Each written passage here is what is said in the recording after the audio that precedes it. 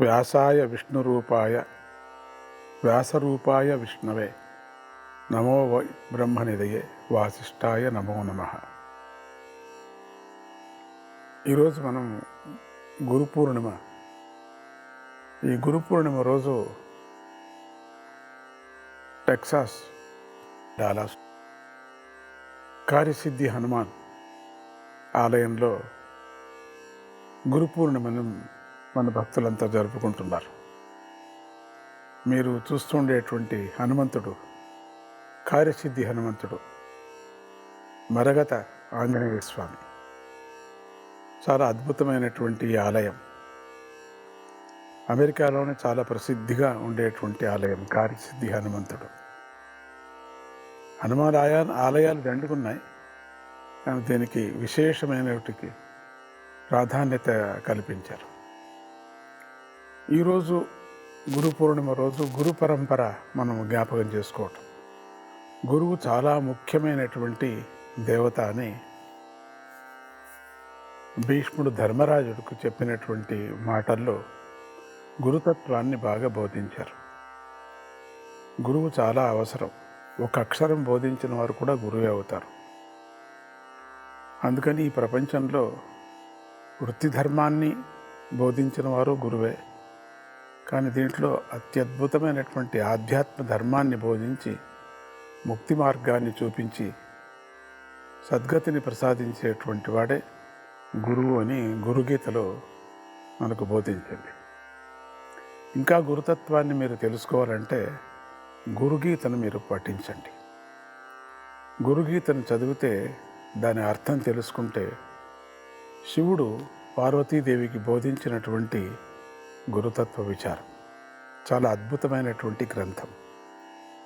ప్రతి ఒక్కరూ దాని అర్థాన్ని తెలుసుకోవటానికి గురుగీతను పఠనం చేయటానికి అందరూ ప్రారంభం చేసుకోండి.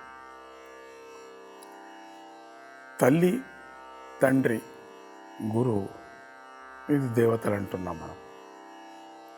తల్లి జన్మాన్ని ఇచ్చినటువంటిది, తండ్రి కారకుడైనటువంటి వాడు, పోషించేవాడు, కానీ జ్ఞానాన్ని ప్రసాదించేటువంటి వాడు గురువు. చింతామణి లోకసుఖం సురేంద్రం స్వర్గ సంపదం ప్రయచ్చతి గురుప్రీతే వైకుంఠం యోగి దుర్లభం. మళ్ళీ భాగవతంలోనే చెప్పినటువంటి ఒక స్తుతి ఇది. చింతామణి లోకసుఖం.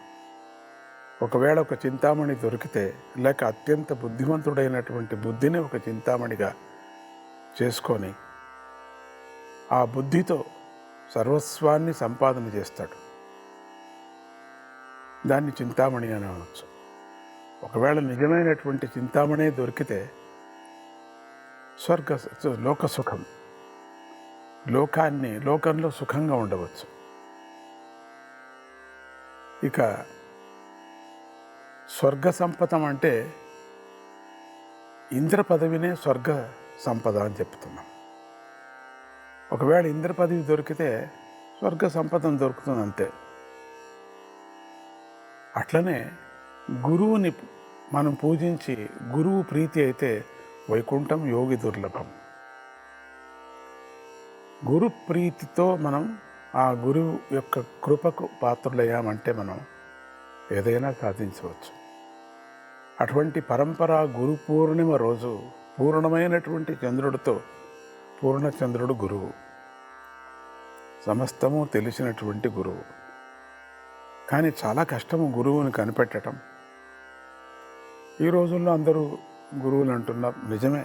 ఒక చిన్న మాట చెప్పినా కూడా గురువే, లేదని కాదు.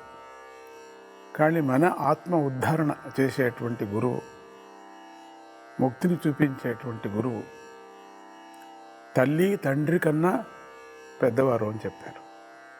అటువంటి గురు పరంపరా దృష్టి వ్యాసుడు మనకు దారి చూపించినటువంటి వాడు. అందుకని ప్రతి ఒక్క జీవి మన యొక్క పరంపరలో కాకుండా మనిషి యొక్క పరంపరలోనే గురువు ఉన్నారు. వాళ్ళ యొక్క ఆచారాలను బట్టి గురువుని వాళ్ళు ఎన్నుకుంటున్నారు. ఒకవేళ గురువే దొరకపోయినా పరమాత్ముడే గురువు, వాళ్లకు భగవంతుడే గురువు. ఒకవేళ భగవంతుడి మీద విశ్వాసం లేకపోయినా తన ఆత్మనే తనకు గురువు. తాను చేసేటువంటి ఉత్తమమైనటువంటి పనులే గురువు. ఇది ఉకార శబ్దము, రుకార శబ్దము. సర్వ పాపాలని దూరం చేసేటువంటిది గుకారము. రుకారము జ్ఞానము, సంపత్తును ప్రసాదించేటువంటిది, జ్ఞాన సంపత్తు ప్రసాదించేది. భగవంతుడి దగ్గర వెళ్ళి మనం వేడుకునేది అందరూ కూడా మొదట డబ్బులు కావాలా అని, లేక మంచి పదవి కావాలా అని, లాటరీ కావాలా అని ఇట్లా వేడుకుంటాం. ఇది కాదు వేడుకునేది. మొదట మనం స్వామిని వేడుకోవలసింది ఆరోగ్యం, తర్వాత జ్ఞానము, తర్వాత ధన సంపద.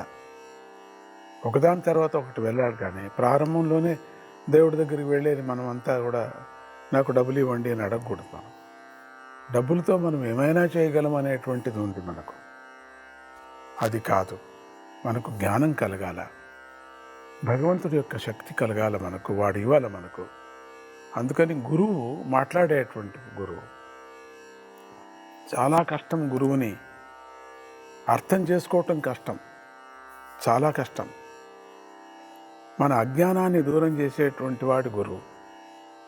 మన హృదయానికి ఫీలింగ్ తెలుస్తుంది, ఇది నా గురువు నా జ్ఞానాన్ని ఇస్తాడు అని చెప్పేసి.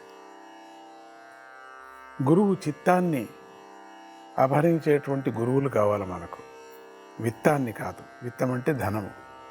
ధనాన్ని ఆకర్షించేవాడు కాదు, ధనాన్ని అపహరించేవాడు కాదు గురువు.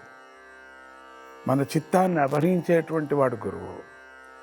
మన చిత్తంలో జ్ఞానాన్ని నింపేటువంటి వాడు గురువు. అటువంటి గురుతత్వాన్ని ధర్మరాజుకు భీష్మ పితామహుడు తన యొక్క భీష్మ అంత్యకాలంలో తాను బోధించేటువంటి తత్వాలు మహాభారతంలో అద్భుతమైనటువంటి.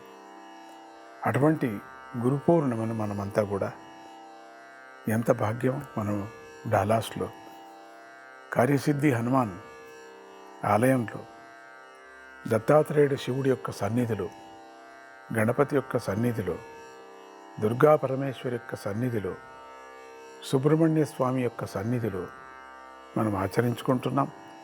ఇటువంటి సందర్భంలో భగవద్గీతను కూడా సహస్రగళాలతో మళ్ళీ మళ్ళీ పారాయణం చేసుకుంటూ, ఆ పిల్లలకంతా ఉత్తేజనం చేసుకుంటూ, గురు పూర్ణిమతో సంబంధించినటువంటి గీతా పారాయణాన్ని కూడా కలుపుకొని చేయటం అనేది చాలా విశేషంగా డాలాస్లో మేము జరుపుకుంటున్నాం. మీ అందరికీ గురుతత్వాన్ని తెలుసుకోవటానికి మీరందరూ ప్రయత్నం చేయండి. గురువుని తక్షణం కనిపెట్టడం కష్టం. మనకు తక్షణమే మోక్షం వచ్చేస్తుంది అనుకోకూడదు. మనం శ్రమ, మనం ఎట్లా గురువుని పరీక్షిస్తామో గురువు కూడా మనను అట్లే పరీక్షిస్తాడు. ఇది జ్ఞాపకం. ఏ స్కూలుకు చేరాలా, ఏ కాలేజీకి చేరాలా, ఎట్లా ఉంది, అక్కడ ప్రొఫెసర్స్ ఎట్లా ఉన్నారు, ఫీజు ఎంత అవుతుంది, ఇవన్నీ మనం ఎంక్వైరీ చేసి మనం వెళతాం.